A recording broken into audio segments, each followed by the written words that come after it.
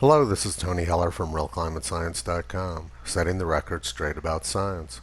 As I mentioned in yesterday's video, the U.S. appears headed towards herd immunity, and CDC is in a race against time to take credit for it. The Washington Post just reported this. The number of new infections reported each day is reaching dizzying new heights. On Friday, the daily U.S. caseload topped 74,000, according to data tracked by the Washington Post.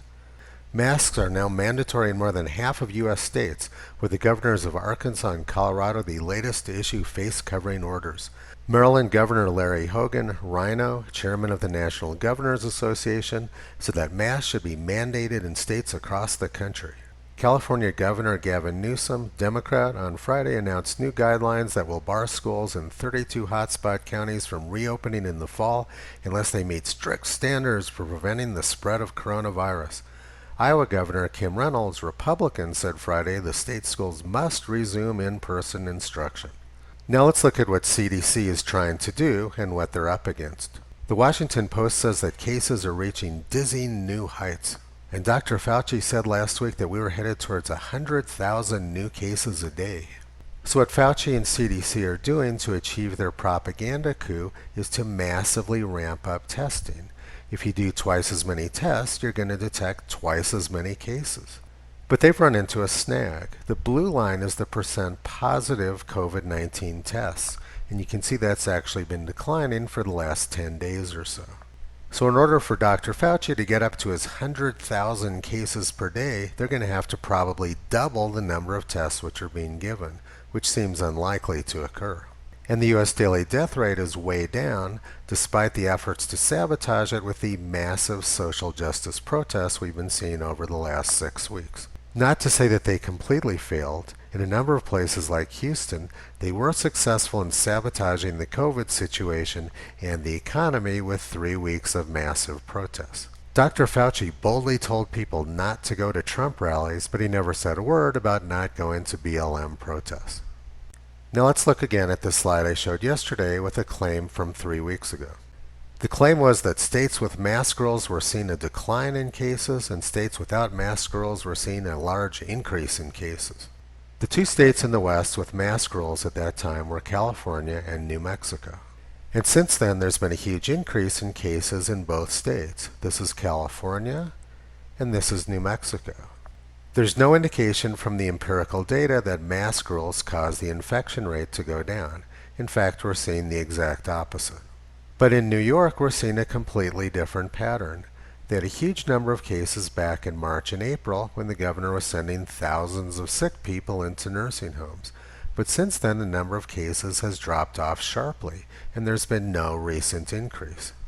This is an important point. CDC is massively ramping up testing, yet the number of new cases in New York is not increasing. And the number of deaths in New York has also dropped off close to zero. So why is New York behaving so differently from California? Well, the answer to that is pretty clear. New York is approaching herd immunity. Most of the people in New York City probably got exposed to the virus back in March and April. And now the virus is having a very difficult time finding people to infect. Whereas in California, which locked down very early in order to stop the spread of the virus is having no trouble finding new people to infect. Sooner or later, every state is going to have to reach herd immunity like New York did early on. You can't hide from the virus permanently. All that lockdowns and wearing masks do is create fear and extend the economic misery. California could have been done with this by now had they adopted Sweden's approach, which I'll be discussing again in a minute.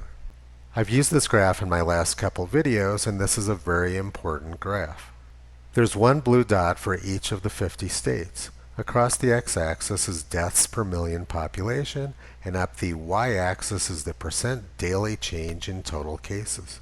States with higher deaths per million population are seeing a much smaller percent change in the total cases every day.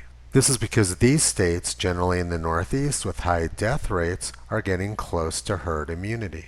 But the states over in this part of the graph are not yet at herd immunity. Now let's compare what's going on in the United States to what occurred in Sweden. Unlike the United States, Sweden took a very intelligent, thoughtful, science-based approach. Sweden never locked down. They never mandated masks. They never shut down their under 16 schools. They never shut down their restaurants and bars. And they did everything they could to protect human rights. Sweden's goal was to spread the virus through the low-risk community in order to get to herd immunity. They never had any serious problems in their schools because death rates for under 16 children are extremely low, and it's very rare for them to spread the virus to adults. As a result, they're now at or near herd immunity. They did minimal damage to their economy and human rights, and they showed the world how science is supposed to be done. The one thing which Sweden didn't do well was protect their nursing homes in the early days, and thus they had a large spike in the number of deaths back in April. COVID alarmists bash on Sweden constantly about their death rate, but the reality is that they did much better than many places which did lock down, including New York City, New Jersey, New York State, San Marino, Connecticut, Massachusetts, Rhode Island, Belgium, District of Columbia, Louisiana, Andorra, the UK, Michigan, Spain, Italy, Illinois, and Maryland, where Governor Larry Hogan lives. Sweden showed that the virus can be defeated without lockdowns, without mask mandates, without destroying the economy, without closing the schools, and without violating human rights. What Sweden accomplished is a huge embarrassment to CDC and Dr. Fauci. So now, as the U.S. approaches herd immunity after months of chaotic, incoherent policy and 40 million unemployed, CDC is desperate to take credit for it. And apparently they think that if they can get everybody to put masks on in the next few weeks, they can take credit for it when we do reach herd immunity. This is exactly the same scam with what went on with the ozone hole back in the 1980s. If they can get government to take some sort of action, they can take credit for saving the world. California has had mask rules in place for a long time, yet the number of cases there has tripled over the past month. Perhaps Californians just don't know how to wear their masks properly. Toto doesn't like scientific scams, and he thinks that we should go up to the high country today because it's really hot outside, so that's where we're headed. Visit him on the web at realclimatescience.com. He's been pulling back the curtain on junk science and propaganda for a long time.